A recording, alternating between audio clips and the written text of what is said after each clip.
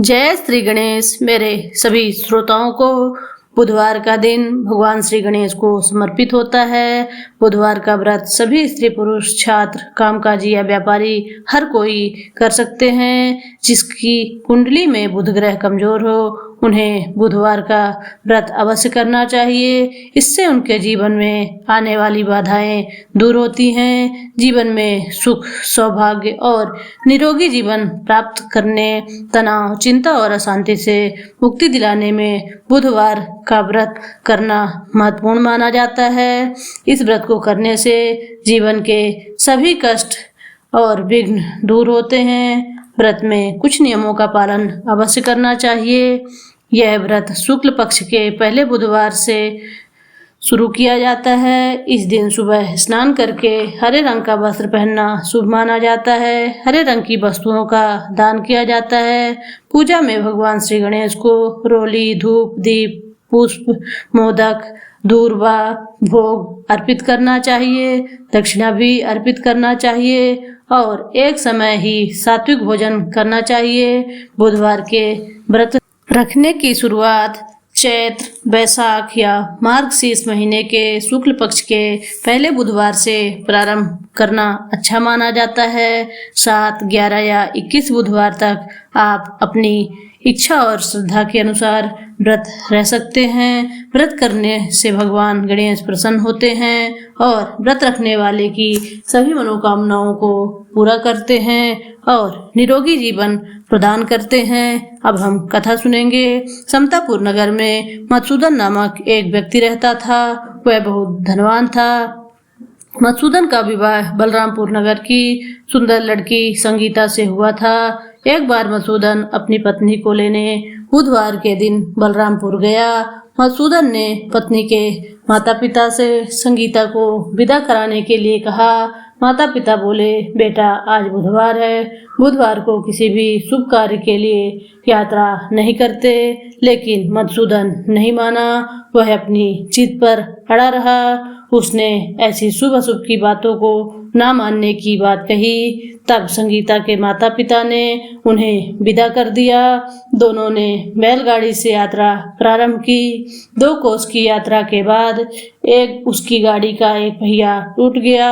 वहां से दोनों ने पैदल ही यात्रा शुरू की। रास्ते में संगीता को प्यास लगी। मधुसूदन उसी पेड़ के नीचे बैठकर जल लेने चला गया।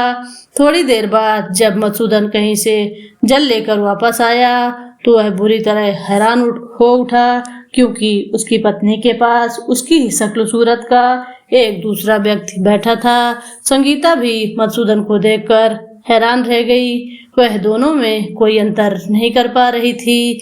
मधुसूदन ने उस व्यक्ति से पूछा, तुम कौन हो और मेरी पत्नी के पास क्यों बैठे हो? मधुसूदन की बात सुनकर उस व्यक्ति ने कहा, अरे भाई, यह मेरी पत्नी संगीता है।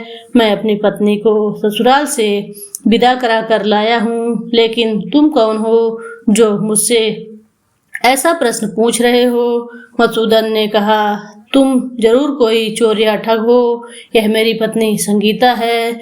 मैं इसे पेड़ के नीचे बैठाकर जल लेने चला गया था। इस पर उस व्यक्ति ने कहा, अरे भाई, झूठ तो तुम बोल रहे हो। संगीता को प्यास लगने पर जल लेने तो मैंने तो जल लाकर अपनी पत्नी को पिला भी दिया। अब तुम चुपचाप यहाँ से चलते बनो, नहीं किसी सिपाही को बुलाकर तुम्हें पकड़वा दूंगा।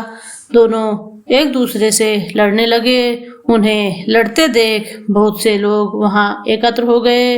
नगर के कुछ सिपाही भी वहां आ गए। सिपाही उन दोनों को पकड़कर राजा के पास ले गए। सारी कहानी सुनकर राजा भी कोई निर्णय नहीं कर पा रहा था। संगीता भी उन दोनों में से अपने वास्तविक पति को नहीं पहचान पा रही थी। राजा ने दोनों को कारागार में डाल देने के लिए कहा। राजा के फैसले पर असली मधुसूदन भयभीत हो उठा। तभी आकाशवाणी हुई, मधुसूदन, तूने संगीता के माता पिता की बात नहीं मानी और बुधवार के दिन अपनी ससुराल से प्रस्थान किया। यह सब भगवान बुद्धदेव के प्रकोप से हो रहा है। मधुसूदन ने भगवान बुद्धदेव से प्रार्थना की कि हे भगवान बुद्धदेव, मुझे क्षमा कर दीजिए, मुझसे बहुत बड़ी गलती हो गई है। भविष्य में अब कभी मैं बुधवार के दिन यात्रा नहीं करूँगा और सदैव बुधवार को आपका व्रत किया करूँगा। मधुसूदन के प्रार्थना करने से भगवान बुद्धदेव ने उसे क्षमा कर दिया। तभी दूसरा व्यक्ति राजा के सामने से गायब हो गया।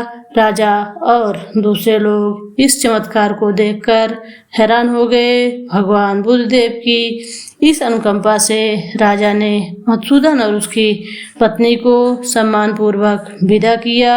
कुछ दूर चलने पर रास्ते में उन्हें बैलगाड़ी मिल गई। बैलगाड़ी का टूटा हुआ पहिया भी जुड़ा हुआ था। दोनों उसमें बैठकर समतापुर की ओर चल दिए। मधुसूदन और उसकी पत्नी संगीता दोनों बुधवार का व्रत करते हुए आनंद पूर्वक जीवन यापन करने लगे। इस तरह भगवान बुद्धदेव की कृपा से उनके यहाँ खुशियों की बरसात होने लगी। इस तरह जो स्त्री पुरुष विधिवत बुधवार का व्रत और नियम पालन करते हैं, व्रत कथा सुनते हैं या पढ़ते हैं, भगवान बुद्धदेव उनके सभी कष्टों को दूर करते हैं और उनके जीवन में आने वाली विघ्न बाधाओं को भी दूर करते हैं। आपने धैर्य के साथ हमारी इस कथा को सुना। मेरे द्वारा दी गई जानकारी आपको अच्छी लगी हो तो लाइक, शेयर और कमेंट में जय श्री गणेश जरूर लिखें। धन्यवाद।